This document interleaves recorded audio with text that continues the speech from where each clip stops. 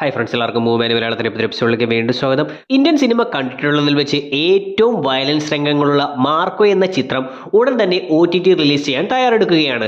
So ഈ സമയത്ത് Marco പോലെ കണ്ടിരിക്കാൻ പറ്റുന്ന കുറച്ച് സിനിമകളാണ്, ഒരുപാട് വയലൻസും ആക്ഷൻ രംഗങ്ങളുമെല്ലാമുള്ള 10 ചിത്രങ്ങളുടെ ലിസ്റ്റാണ് ഈ വീഡിയോയിലൂടെ നിങ്ങളുമായി ഷെയർ ചെയ്യാനായി പോകുന്നത്. സോ ഈ ലിസ്റ്റിൽ ഞാൻ പറയാൻ പോകുന്ന ചിത്രങ്ങളെല്ലാം ആക്ഷന് പ്രാധാന്യം കൊടുത്തുകൊണ്ട് അതിൽ വയലൻസ് വരുന്ന ചിത്രങ്ങൾ മാത്രമാണ്. ഉദാഹരണത്തിന് സോ എന്ന ചിത്രത്തിലും അല്ലെങ്കിൽ റോങ് ടേൺ എന്ന ചിത്രത്തിലുമെല്ലാം നമ്മൾ ഒരുപാട് വയലൻസ് രംഗങ്ങൾ കാണാറുണ്ട്. എന്നാൽ അതെല്ലാം ആക്ഷന് അല്ലെങ്കിൽ ഫൈറ്റ് സീനുകൾക്ക് ഇമ്പോർട്ടൻസ് കൊടുത്തുകൊണ്ടല്ല അത്തരം വയലൻസ് രംഗങ്ങൾ കാണിക്കുന്നത്.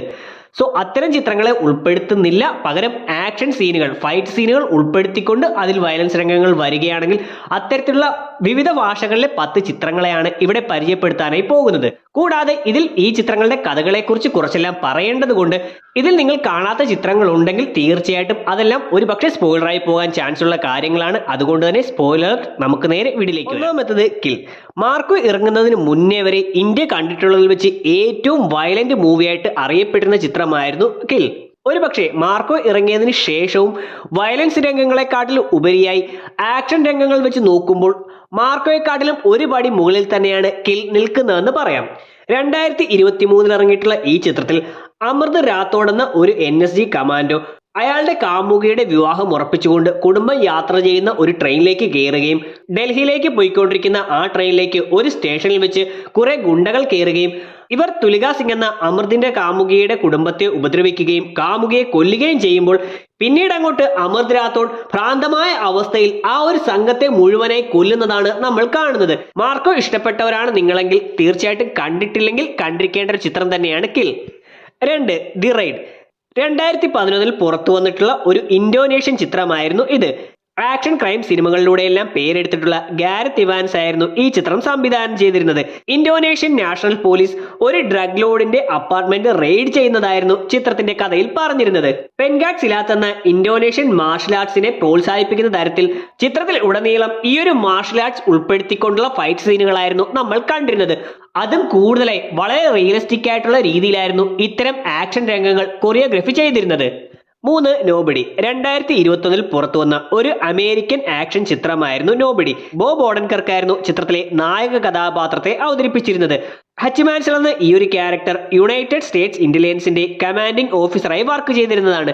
പിന്നീട് അതിൽ നിന്നെല്ലാം വിട്ട് സ്വസ്ഥമായിട്ടുള്ള ഒരു ജീവിതം നയിച്ചു വരുന്ന ഇദ്ദേഹത്തിന്റെ കുടുംബത്തിലേക്ക് പല രീതിയിൽ ശത്രുക്കളും മറ്റും കടന്നു വരികയും അതിനെല്ലാം നേരിടാനായി തന്റെ ആ പഴയ കഴിവുകളെല്ലാം പുറത്തെടുത്തുകൊണ്ട് ഹച്ച് മാൻസൽ വീണ്ടും വയലൻസിലേക്ക് വരുന്നതെല്ലാമാണ് ചിത്രത്തിലൂടെ കാണിക്കുന്നത്. 4. കേറ്റ്. 2021 തന്നെ പുറത്തു വന്നിട്ടുള്ള മറ്റൊരു അമേരിക്കൻ ആക്ഷൻ ചിത്രമായിരുന്നു ഇത്. മേരി എലിസബത്ത് വിൻസ്റ്റീഡ് ആയിരുന്നു ചിത്രത്തിലെ കേന്ദ്ര കഥാപാത്രത്തെ അവതരിപ്പിച്ചിരുന്നത്. കേറ്റ് എന്ന ഈ ഒരു കഥാപാത്രം ഒരു അസാസിനായിരുന്നു. അവളുടെ മെന്റോറായിട്ടുള്ള വൂഡി ഹാർലെസൺ അവതരിപ്പിച്ചിട്ടുള്ള വാരിറ്റ് എന്ന കഥാപാത്രം പറയുന്നതനുസരിച്ച് ഓരോ മിഷന് ഇവൾ പുറപ്പെടുകയും അതിലെല്ലാം വിജയിച്ചു വരികയും ചെയ്യുന്നു. അങ്ങനെ അവളുടെ അവസാന മിഷന് പുറപ്പെടുന്ന ദിവസം അവൾ ഹോട്ടലിൽ വെച്ച് പരിചയപ്പെടുന്ന ഒരാളുമായി മദ്യം കഴിക്കുകയും പിന്നീട് ശാരീരിക ബന്ധത്തിൽ ഏർപ്പെടുകയും ചെയ്യുകയും അതിനുശേഷം അവൾക്ക് തലകറക്കം ഉണ്ടാവുകയും ചെയ്യുന്നു. ഇങ്ങനെ പരിശോധന നടത്തുന്ന സമയത്ത് അവളുടെ ഉള്ളിൽ വിഷം ചെന്നിട്ടുണ്ടെന്നും പൊളോണിയം 204 എന്ന വിഷം ചെന്നതുകൊണ്ട് ഏകദേശം ഒരു ദിവസത്തിൽ കൂടുതൽ അവൾക്ക് ജീവിച്ചിരിക്കാൻ കഴിയില്ല എന്ന് അറിയുകയും അതുകൊണ്ട് തന്നെ തന്റെ ശരീരത്തിൽ ആരാണ് ഇത്തരമൊരു വിഷം കടത്തിയതെന്ന് അറിയാനായി അവൾ പുറപ്പെടുന്നതുമാണ് ചിത്രത്തിൽ പിന്നീട് കാണിക്കുന്നത്. ചിത്രത്തിന്റെ കഥയൊന്നും അത്ര വലിയ സസ്പെൻസ് ഉള്ള കാര്യങ്ങളൊന്നുമല്ല. ചിത്രത്തിന്റെ തുടക്കത്തിൽ തന്നെ വില്ലൻ ആരാകും എന്നതെല്ലാം നമുക്ക് പ്രെഡിക്റ്റ് ചെയ്യാൻ കഴിയുന്ന കാര്യമാണ്. എന്നിരുന്നാലും ഒരുപാട് നല്ല ആക്ഷൻ രംഗങ്ങളെല്ലാം ഉൾപ്പെടുത്തിയിട്ടുള്ള ഈ ചിത്രം ആക്ഷൻ സിനിമകൾ കാണാൻ ആഗ്രഹിക്കുന്നവർക്ക് തീർച്ചയായും തിരഞ്ഞെടുക്കാവുന്ന ഒന്നാണ്. 5. John Wick. ഈ ഒരു ചിത്രത്തെക്കുറിച്ച് അധികം പറയേണ്ട ആവശ്യമില്ല. ആക്ഷൻ സിനിമകൾ ഇഷ്ടപ്പെടുന്ന ഏതൊരു പ്രേക്ഷകനും തീർച്ചയായും കണ്ടിട്ടുണ്ടാവുന്ന ഒരു ചിത്രമായിരിക്കും ഇത്. 2014 ഈ ഒരു സീരീസിലെ ആദ്യ ചിത്രം പുറത്തു വന്നിരുന്നത്. ആ ഒരു ചിത്രത്തിന്റെ വിജയത്തെ തുടർന്ന് പിന്നീട് ഇതുവരെ സീരീസിലെ 4ാമത്തെ ചിത്രം വരെ പുറത്തു വന്നിട്ടുണ്ട്. കിയാനു റീവ്സ് ടൈറ്റിൽ റോളിൽ വരുന്ന ഈ സീരീസിലെ ആദ്യ ചിത്രത്തിൽ ഒരു ഫോർമർ ഹിറ്റ്മാൻ ആയിരുന്ന ജോൺ വിക്ക് തന്റെ ഭാര്യയുമൊത്ത് സുഖമായി കഴിയുകയും ഭാര്യയുടെ മരണത്തിന് ശേഷം ഒരു ദിവസം അവിടേക്ക് കുറച്ച് ഗാങ്സ്റ്റേഴ്സ് കടന്നു വന്നുകൊണ്ട് ഭാര്യ തനിക്കായി നൽകിയിരുന്ന പട്ടിക്കുട്ടിയെ കൊല്ലുകയും തന്റെ കാർ എടുത്തു കൊണ്ടുപോവുകയും ചെയ്തതിന്റെ പ്രതികാരത്തിനായി ജോൺ വിക്ക് പുറപ്പെടുന്നതാണ് ചിത്രത്തിൽ നമ്മൾ കാണുന്നത്.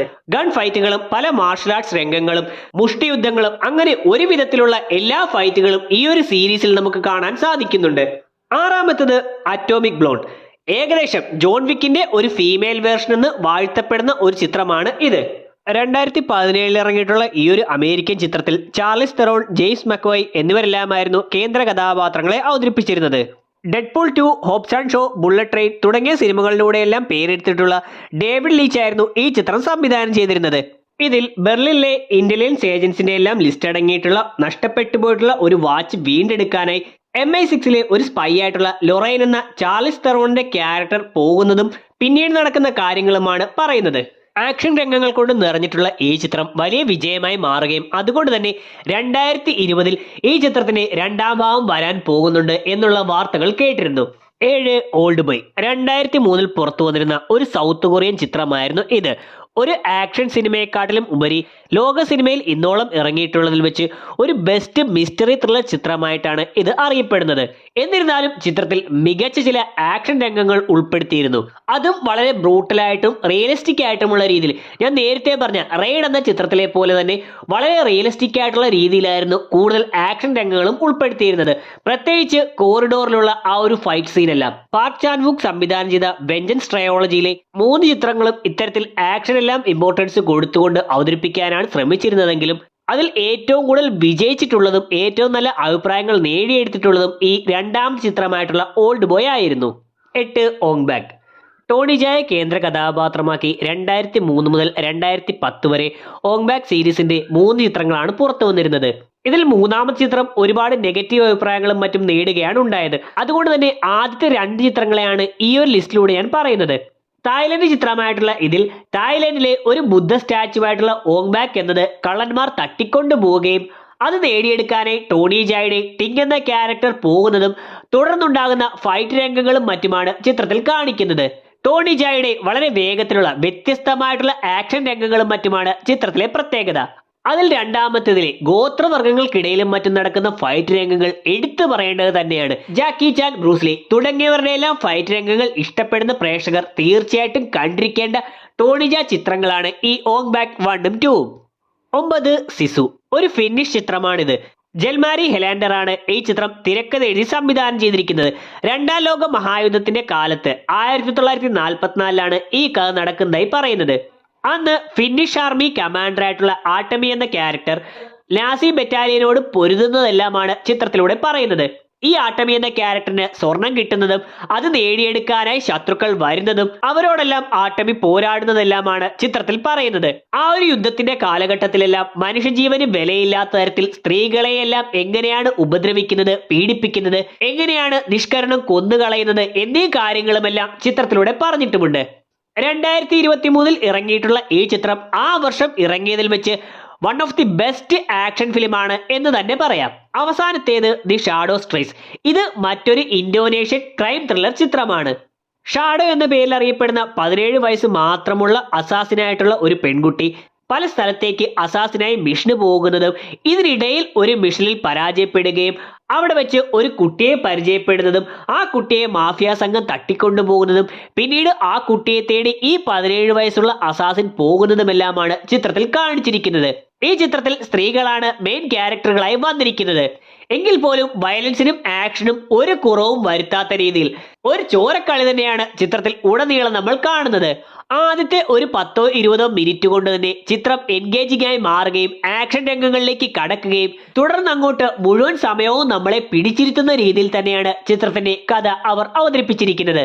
രൺബീർ കപൂർ നായകനായിട്ട് വന്നിട്ടുള്ള ആനിമൽ, സൗത്ത് കൊറിയൻ ചിത്രമായിട്ടുള്ള വിച്ച് എന്നീ ചിത്രങ്ങളെല്ലാം ഈ ജോണറിൽ ഉൾപ്പെടുത്താൻ പറ്റുന്നതാണ്. എന്നിരുന്നാലും എനിക്ക് ഫേവററ്റ് ആയി തോന്നിയിട്ടുള്ള മാർക്കോ പോലെ ഒരുപാട് ആക്ഷനും വയലൻസും എല്ലാം ഉൾപ്പെടുത്തിയിട്ടുള്ള വിവിധ ഭാഷകളിലെ 10 ചിത്രങ്ങളെ കുറിച്ചാണ് ഞാൻ ഈ വീഡിയോയിലൂടെ പറഞ്ഞിരുന്നത്.